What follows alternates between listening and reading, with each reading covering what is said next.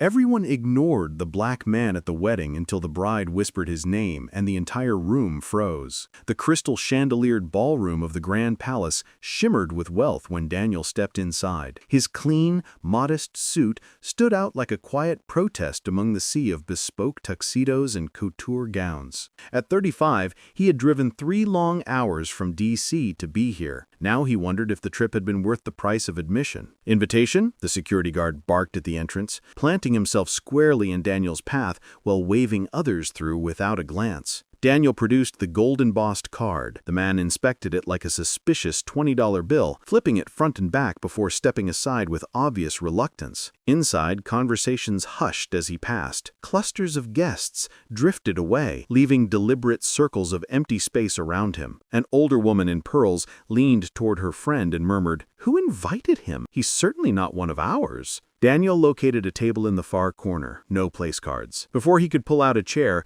a woman in her 50s swooped in. "Apologies, these seats are taken by the groom's relatives," she declared, despite zero evidence of reservation. "No worries," Daniel answered evenly and moved on. The exact scene repeated 3 more times, each rejection wrapped in polite venom and curious stares. He finally claimed a lone chair beside the service door, where no one bothered to object. Waiters glided past with champagne flutes 4 times without offering him one. When he finally raised a hand, the young server stammered, "Let me check if anything's left," vanished for 20 minutes. During the ceremony, he cataloged every small, calculated slight. Warm handshakes exchanged among everyone except him. Group photos arranged without ever calling him over. He was invisible unless his presence inconvenienced someone. The bride, glowing in French lace, floated through the crowd greeting guests. When her gaze landed on Daniel, she halted mid-sentence, color draining from her face. "Excuse me," she muttered to the circle around her and spun away, pretending she hadn't seen him. Daniel noted the precise second recognition hit, and fear took over. While laughter and music filled the hall, he sat alone, expression serene, eyes holding the kind of calm that comes from carrying a loaded secret at exactly the right moment. If you've ever felt the slow poison of quiet racism, you know the strongest reply is often silence, until silence becomes thunder. Subscribe now to see how one evening of open contempt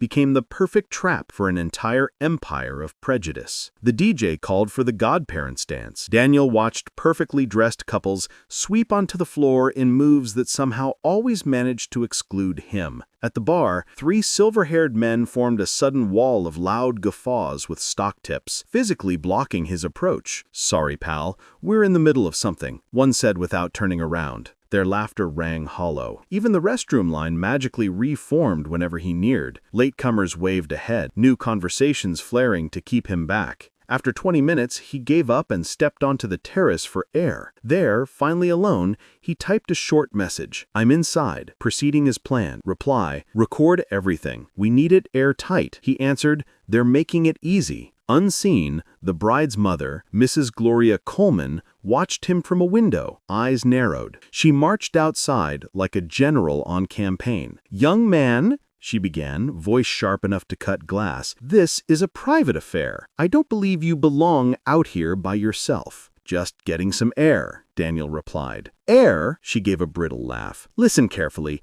I don't know how you talked your way in, but I suggest you leave before my husband calls actual security. We know everyone worth knowing in this county, and you are not on that list." Daniel stood perfectly still, hands relaxed. "I understand your concern." "My concern," her pitch climbed, "my daughter is living the most important day of her life, and I will not have it spoiled by—" She let the sentence finish itself. Guests began drifting onto the terrace, drawn by the scent of confrontation. Margaret Whitfield, queen of local society and guardian of standards, arrived with a saccharine smile. "Trouble, Gloria? Just clarifying proper etiquette," Mrs. Coleman replied. 8 people now ringed him, wearing the same mask of polite alarm. Margaret addressed Daniel like a disappointed schoolmistress. "Sometimes people get carried away when they receive invitations to events above their station. I'm sure you understand." The groom appeared, searching for his new mother-in-law. Robert Coleman Jr., heir to the insurance fortune, stopped dead. "Mom, what's going on?" "Nothing, darling. Just helping this gentleman understand social boundaries." Robert studied Daniel. brow creasing. "I swear I know you from somewhere." The air grew thick. Daniel met his eyes without blinking. "I don't believe we've had the pleasure." "You sure?" "Your face," Mrs. Coleman cut in swiftly. "Robert, your guests need you inside." But Daniel had already seen the flicker of recognition in Robert's eyes and the panic it triggered in the mother. He slipped his phone into his pocket. "I don't wish to cause further confusion. I'll head back in." Mrs. Coleman hissed to Margaret as he passed, "Find Amanda. Now." Daniel heard every word. At 35, he had learned that people confess most when they believe no one worthy is listening. Back in the ballroom, Amanda stood near the cake, visibly trembling while whispering frantically to her bridesmaids. When one discreetly nodded toward Daniel, Amanda shook her head so hard her veil fluttered. She kept stealing glances, then jerking her gaze away the moment their eyes met. The wedding photographer approached. "Sir, could you move?" trying to keep the frame aesthetically consistent. Daniel's first smile of the night was thin and razor-sharp. Every slight was being filed away, not as wounds, but as evidence. Hidden behind a pillar, Amanda fought tears. Daniel quietly activated the tiny recorder in his breast pocket. Studio grade, capable of crystal-clear capture even over loud music. He whispered, "Test," and confirmed perfect levels. His phone buzzed. Status? Worse than projected. They're performing for the cameras they don't know exist. David Peterson, his partner at the premier civil rights firm in the state, replied instantly, "Perfect. The more they speak, the more we win on Monday." Mrs. Coleman returned with the patriarch. Colonel Coleman, retired military, real estate titan, and living monument to traditional values, strode forward like he still wore stars on his shoulders. "Young man, my wife tells me you're making Daniel rose respectfully. "Colonel Coleman, pleasure." The old man's eyes narrowed at the unflinching eye contact. "Pleasure is earned, son, not by crashing events where you don't belong. I comprehend your position completely." The calm, educated reply threw the colonel off script.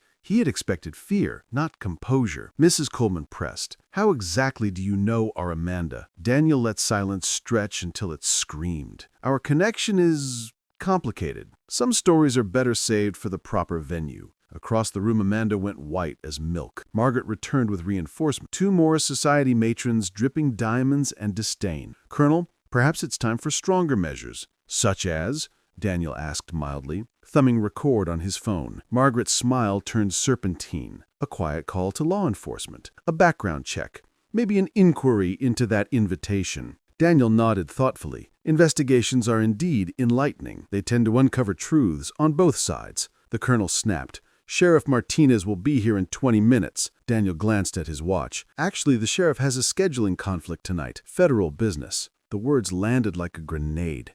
Amanda could avoid it no longer. She swept across the floor, train trailing like surrender. "Mom, Dad, stop this right now. Amanda, we're only—" "I know precisely what you're doing, and it's mortifying." She turned to Daniel, voice trembling but loud enough for 50 nearby guests to hear. "Daniel, thank you for coming. It means a lot." The public naming hit the family like a slap. The colonel's eyes darted between them. "Congratulations on your marriage, Amanda," Daniel said with a slight bow. "I hope it brings you everything you truly deserve." The last word carried venom wrapped in velvet. Margaret sputtered. "You two know each other?" "We go way back," Amanda lied. "Law school," she added, the falsehood obvious to anyone who cared to check. Daniel's eyebrow arched. "Your recollection of our shared university years is impressively flexible." The colonel growled, "Enough games. Sheriff Martinez." He waved toward the entrance where the sheriff had just appeared. Perfect timing. The sheriff froze mid-step, face going gray. "Advocate General Washington." "Sir." "Good evening, Sheriff. I trust you're here on official business." "Yes, sir. Per your directive." "Advocate General." The title detonated through the ballroom. Amanda swayed, clutching a chair. Mrs. Coleman whispered, "What federal operation?" Daniel removed his leather credentials wallet. "Daniel Washington, United States Department of Justice, Civil Rights Division, third-ranking official in the department." Gasps rippled outward. Mrs. Coleman actually clutched her pearls. You can't be black," Daniel supplied calmly. "Correct on both counts." He signaled. Doors opened. 12 FBI agents in marked vests filed in, sealing every exit with practiced efficiency. "Colonel Coleman, Amanda Coleman, Margaret Whitfield, you are part of an ongoing federal investigation into violations of the Fair Housing Act, conspiracy to deprive civil rights under color of law, wire fraud, and money laundering. Amanda's knees buckled. Daniel, please, we had an understanding. You had 3 years to cooperate, Miss Coleman. Instead, you married into the Target family, attempted to change your identity, and continued obstructing justice. Robert Jr. stared at his bride as if seeing her for the first time. You did what? Daniel opened a thick folder.